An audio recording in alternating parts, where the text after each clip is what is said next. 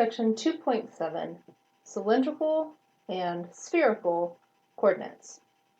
So far, we've worked explicitly in rectangular coordinates, whether we're in 2D or 3D. However, there's a lot of applications that would be better served if we described space using cylinders or spheres. And so in this section, we're going to learn about two other ways to describe 3 space.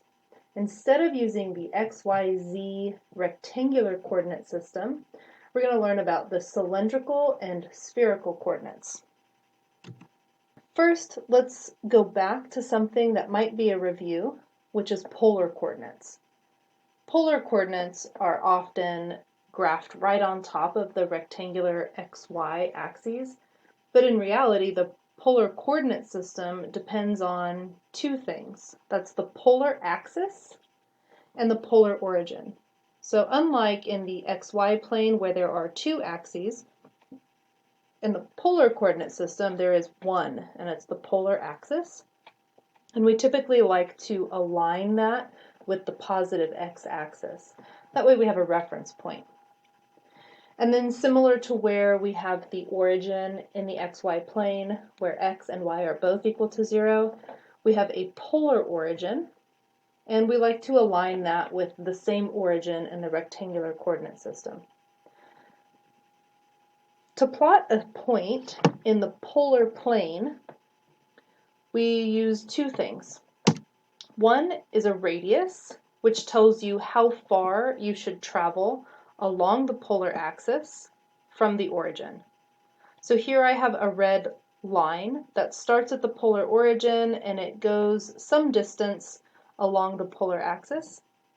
The other bit of information we need to plot a point is how much to rotate away from the polar axis.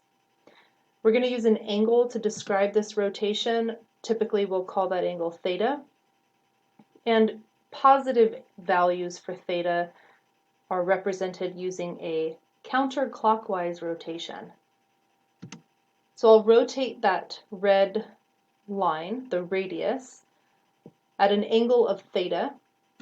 And then at the end of that radius line, I'm going to mark the point in space that's represented by the radius r and the rotation theta.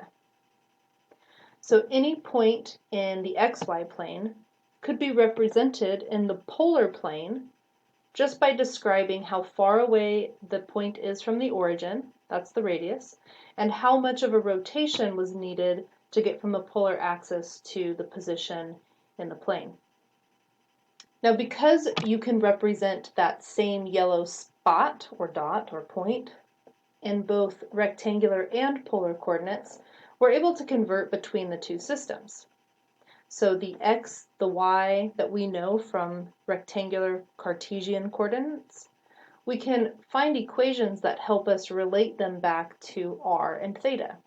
And that basically comes from creating a triangle out of the radius and the angle that was used to find that polar point. So underneath my point, I can create a perpendicular to the polar axis.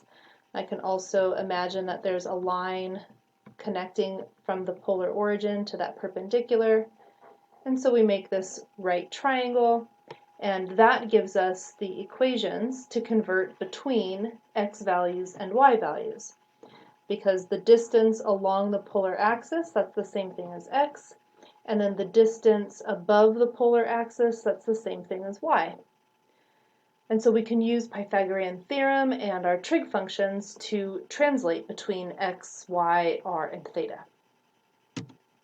If we want to plot some points in the polar plane, the first thing that's important to recognize is that the first value in our ordered pairs is always representing the radius. The second value in our ordered pairs is always representing the theta.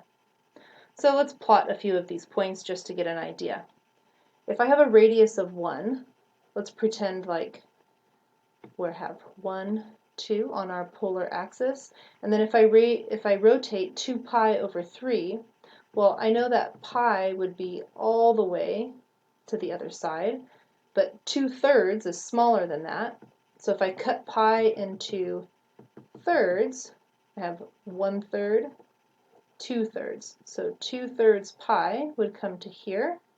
So if I imagined a radius equal to 1, and then I allowed that radius to rotate an angle of 2 pi, the point that is being described by 1, 2 pi over 3 would live over here, which would be in the second quadrant.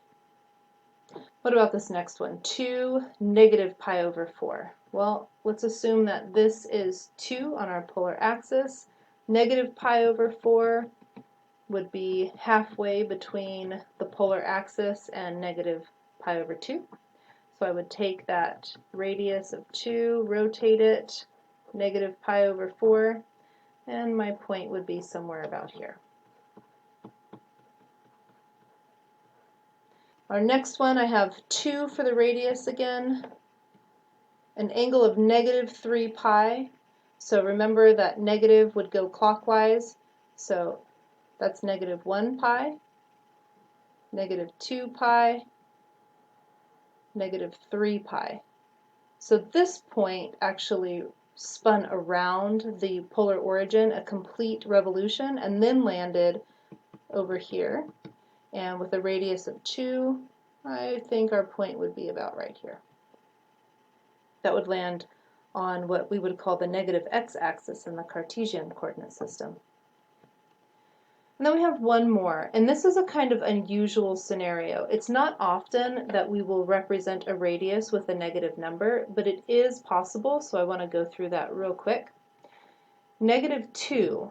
If I were at positive 2, I might say that I'm over here, but negative 2 would say, imagine that you can extend your polar axis going backwards, so negative 2 would be back here about, and then I want to rotate pi over 3.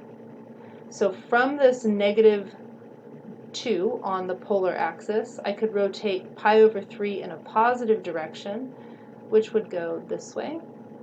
And my point would be right off the screen down here. Another way to plot this same point, I'm going to use a different color so that we can keep track here, would be to go ahead and put yourself at positive 2, rotate pi over 3, so pi over 3 would be about this angle, and know that this is where positive 2 would be, but if we continued on this line to be at a negative 2 radius, we'd end up at that same point. Negative radius is not convention. So to have a negative 2 as the first number in that ordered pair, it's very unusual, but it does happen. So if you get a negative radius, or you try to describe something using a negative radius, know that you can translate it to a positive version with just making an adjustment to the angle. For example, here, with a negative 2 radius, then rotating pi over 3, I'm actually in quadrant 3. If I were to use a positive 2 radius to get that same point down there, I would just need to use a much larger angle. I would have to use 4 pi over 3 to get that same point.